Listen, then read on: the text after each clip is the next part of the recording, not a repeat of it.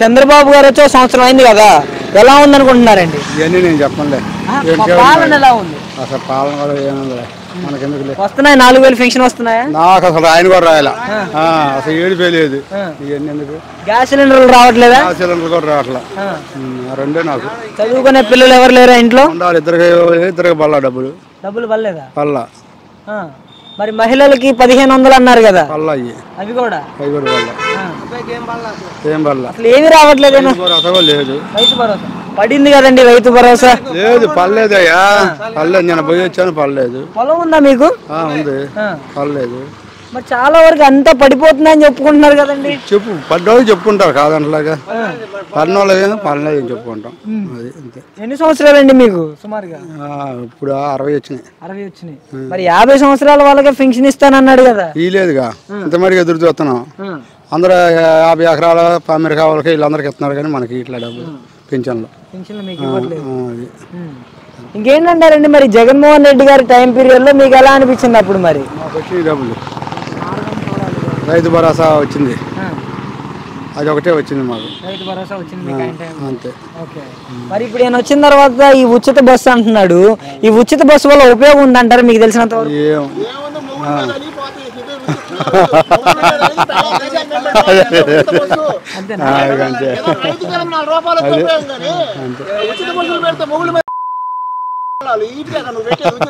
కాదండి, 18 సంవత్సరాలు నిండితే చాలు 59 సంవత్సరాల లోపు వాళ్ళ వరకు నెలకు 1500 ఇస్తానన్నాడు.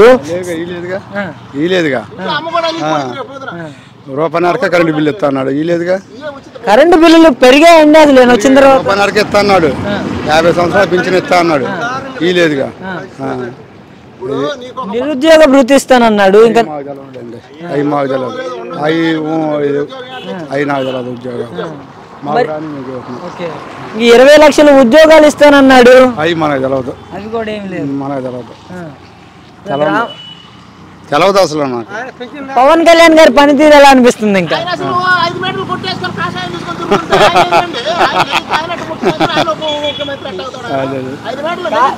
కాదండి, ఇప్పుడు పవన్ కళ్యాణ్ గారి పనితీరు ఎలా అనిపిస్తుంది మీకు? ఒక్క నిమిషం చెప్తాను. ఫస్ట్ ఆయన వచ్చినప్పుడు ఏమన్నాడు? పవన్ కళ్యాణ్ ఏమన్నాడు? ఫస్ట్ వచ్చినప్పుడు ఆయన పవన్ కళ్యాణ్ ఏమన్నాడు? ఫస్ట్ వచ్చినప్పుడు నేను తిరగరాస్తానన్నాడు. ఏపీ కాలజ్ఞానం తిరగరాస్తాను, రెండో బెమ్మంగానే అన్నాడు. ఇవాళ వచ్చిన తర్వాత కాషాయం వేసుకొని తిరుగుతున్నాడు. ఎందుకు తిరుగుతున్నారు ఆయన అంటే, నేను దేశానికి సనాతన ధర్మం, శాంతి భద్రతలు గుడ్డు కూసు అంటున్నాడు. ఏమయ్యా బాబు గారు, మరి ఆ రకంగా రైతులు అల్లాడిపోతున్నారు. రోడ్డును పడి మామిడికాయలు అట్లా రోడ్డును పడి పారిపోతున్నారు, మిరగాయలు ఎడతగలు పెడుతున్నారు, పొగ కట్ట నాశనం అయిపోయిందని ఏనాడన్నా రైతులు నిలదీసి అడిగావా? ఉచిత బస్సు దేనికి? ఉచిత బస్సు ఉపయోగమే కదండి. మీ ఇంట్లో ఆడవాళ్ళు ఉంటే ఇదేనండి.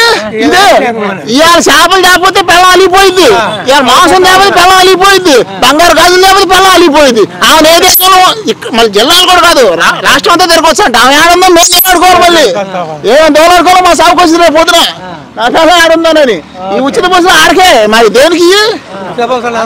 ఉచిత బస్సుకి 3500 కోట్లు నేను పేపర్లు వేసావు. ఇదే 3500 కోట్లు ఇవాళ ఉన్న ఏసీలో మిరగాలు కొను. ఇవాళ ఇదే 350,000 కోట్లు కొట్టి ఈ ఉచిత బస్సు పెట్టే ఖర్చు ఏసీలో మిరగాలని కొట్టి అవతలే. ఈ పిచ్చి రైతుడు రూపాయి ఎత్తే 2 రూపాయలు ఖర్చు పెడతాడు. ఈ పిచ్చి రైతు వీడికి న్యాయం చేయ నువ్వు. మొత్తం సముద్రంలో నీ పైకి రాకపోతే ఆ మిరగాయలు రైతు శుభ్రంగా ఉంటాడుగా. వాడు దానికి ఒక గంట మిరగాయలు పండించడానికి వాడికి ఎంత ఖర్చు అవుతా ఉన్నా? భూములు పూలింగ్ అన్నావు, జన వ్యతిరేకత వచ్చింది, తీసే అన్నావు, తీసి పక్కన పెట్టావు. మరి ఇప్పుడు డేరుగా ఉండి పులింగ్ తీసుకో. మరి ఎన్ని ఓట్లు వచ్చేది చూసేదిగా. పులింగ్ తీసుకున్నట్టు ఎట్టుండేది, దోలు తీరేది కాదండి. ఇప్పుడు చంద్రబాబు నాయుడు గారు వచ్చి సుమారు 1 సంవత్సర కాలం వ్యవధి అయితే పూర్తయిపోయింది. ఈ సంవత్సర కాలం వ్యవధిలో ఆయన పరిపాలన గురించి చెప్పాలంటే మీరు ఏం చెప్తారు? మీకు ఎలా అనిపించింది? అసలు పరమ వరస్ట్గా ఉంది. రైతు అంటున్నారు. మొన్న మామిడికాయలు బారబోసారు, నిన్న టమాటాలు బారబోసారు. ఇవాళ మిరగాయల యార్డ్లో పోతే కాలుగాలు కానీ చెరగాలు రోడ్డు మీద తాళ పెడుతున్నారు. రైతు దగ్గర రైతు దగ్గర పంట లేనప్పుడు, రైతు దగ్గర రూపాయలు లేనప్పుడు ఎవడైనా యాడ్ ముందుకు వస్తావు? ఏ పరిశ్రమలు కానీ వ్యవస్థ కానీ యాడ్ ముందుకు వచ్చింది? పత్తి రేట్ లేదు, ఈ మిరగాయలు కొనేవాళ్ళు లేడు. కాదండి, పంట అనేది ఎక్కువగా పండితే చంద్రబాబు నాయుడు గారు ఏం చేస్తారంటారు? పంట ఆడ పండిందండి. నీకు జస్ట్ ఇవన్నీ వద్దు, 10 సంవత్సరాలకు అవతలే పోదాం, ఎక్కువ వద్దు, ముందు కూడా బాగుంది. ఇంతకన్నా ఎక్కువే పండించాం. ఇంతకన్నా ఎక్కువ వేస్తేనే దేశం మిరదాటలో, ఇంతకన్నా ఎక్కువ వేసాం పోదాటలో, ఇంతకన్నా ఎక్కువ వేసాం పత్తి. ఆయాలున్న రేటు ఇవ్వలేదు. జగన్మోహన్ రెడ్డి టైంలో కాలువలు అనేది కరెక్ట్ గా రాక పంటలు అనేది ఎక్కువగా పండక ధరలు అనేవి ఎక్కువగా ఉన్నాయంటున్నారు కదండి. లేదు అది రాంగు. ఇంతకన్నా ఎక్కువ పడింది జగన్మోహన్ రెడ్డి టైంలో కూడా పంట కూడా తేలక పడింది. 25,000 మిరగాలు తేలక పడింది. ఇంతకన్నా ఎక్కువ పడింది పంట. నువ్వు రోడ్లు పాలు తప్పితే నువ్వు చేసే పని రైతుకి రైతు చేతిలో డబ్బు ఉంటే ఏదేం చేయగలుగుతాం మనం. రైతు పండించిన పంట అమ్ముకోగలిగితే ఏదేం చేయగలుగుతాం. మిరగాలు చూస్తే 8,000 మిరగాలు అయిందండి.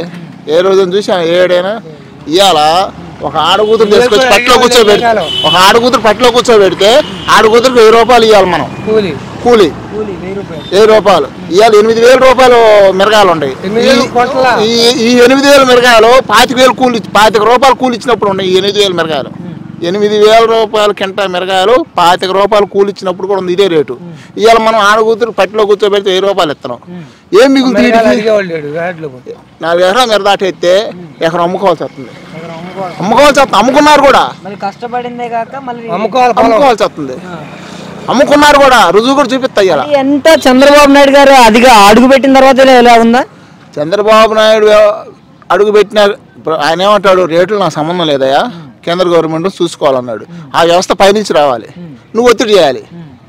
నా రాష్ట్రం రైతుల రాష్ట్రం, రైతులు ఎక్కువగా ఉంటారు నా రాష్ట్రంలో. నా రైతు పంటకి రేటు కావాలని నువ్వు పోయి పైన ఒత్తిడి తేవాలి. ఎందుకంటే మేము నిన్ను అడుగుతావు, నువ్వు పై ఉన్న అడగాలి. నీ తరపు ఏది? చెప్పిన మాట ప్రకారం నీ చేతిలో ఉన్నప్పుడు పోయి వాళ్ళని అడగాలి. మా రాష్ట్రానికి లేదు తీసి సముద్రంలో అయ్యి రాజధాని కడుతున్నారు కదండి, రాజధాని గురించి అడుగుతున్నారు. ఈ సంక్షేమాలు కూడా తీసుకొని వస్తున్నారు కదండి. మరి రాజధాని కడుతున్నాం అంటే రాజధాని ఇప్పుడు ఫర్ ఎగ్జాంపుల్ ఒకటి చూడండి, రాజధాని ఏమంటారు, ఇల్లు కట్టాలంటే 3 సంవత్సరాలు పడుతుంది. ఇల్లు కట్టాలంటే 3-4 సంవత్సరాలు పడుతుంది. ఇవాళ ఇల్లు కట్టాలంటే రాజధాని అంటే ఇప్పుడు అయ్యేది కాదు, అది వ్యవహారం. అది ఒక వ్యవస్థలో మార్పులు వస్తే దాని ప్రకారం రాజధాని కట్టుకుపోవాలి. రాజధాని ఒక్క చేతిలో లేదు, ప్రజల చేతిలో ఉంది రాజధాని. ప్రజలు అంగీకరించి ప్రజలు నీకు ఒక పండిస్తే నువ్వు ఇల్లుగా రాజధాని కడతావు. నీ ఒక్క జేబులో కట్టేది కాదు రాజధాని అనేది. అది ఒక వ్యవస్థ. ఒక 30 ఏళ్ళు కావచ్చు, 40 ఏళ్ళు కావచ్చు, ఎన్ని ఏళ్ళు కావచ్చు, మార్పులుగా పోతా ఉంటుంది. తీసుకో భూమి, నీకు ఇంత కావాలన్నా 29 ఏళ్ళు తీసుకున్నావు, బాగానే ఉంది. దాన్ని డెవలప్ చేసుకుంటా, నిధులు తీసుకొస్తా, నీ చేతిలో ఉంది కాబట్టి వ్యవస్థ రన్నింగ్ చేసుకో. రాజధాని పక్కన పెట్టు, రాజధాని ఒక పాయింట్ ప్లస్ రైతు ఒక పాయింట్. నేను నీకు రాజధాని తారు రోడ్లు ఇయ్యనా ఇక నీకు రైతు ఏది? రైతు సంకనం అయిపోతున్నాడు. ఇవాళ చలి జ్వరం వస్తుంది చాలలో పోవాలంటే. చాలలో పోయి ఎత్తుకొచ్చాలని చలి జ్వరం పడుతుంది. మేము పండించే పంట ఏమో దిగువలో ఉంది, మేము పెట్టే ఖర్చు ఎగువలో ఉంది. ఏడదత్తం ఇవాళ మిరదాట వేయించు. నిరుడు 500 ఎకరం వేసినాడు, ఇవాళ 5 ఎకరాలు వేసిన వాళ్ళు ఇవాళ మా ఏరియా, మా ఊళ్ళోనే 1 ఎకరం వేస్తున్నాడు. 1 ఎకరం వేస్తుంది అంతే, 1-2 ఎకరాలు. ఇప్పుడు ధర ఉండొచ్చు మరి ఇప్పుడు ఏం చేయాలి? రేపు తెలియాలి.